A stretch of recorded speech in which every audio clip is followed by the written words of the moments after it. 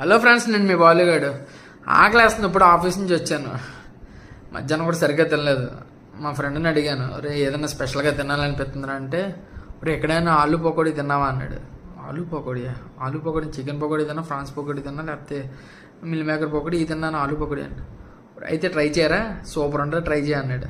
ఎక్కడ అని అడిగితే మన గవర్నమెంట్ హాస్పిటల్ దగ్గర, విజయవాడ గవర్నమెంట్ హాస్పిటల్ దగ్గర యమహా షోరూమ్ ఉంది, దాని ఆపోజిట్లోనే ఉంటుంది. వాళ్ళ దగ్గర ఓన్లీ వడ, మిరపకాయ బజ్జీ, ఆలూ పకోడీ ఉంటుంది, ట్రై చేయ అన్నాడు.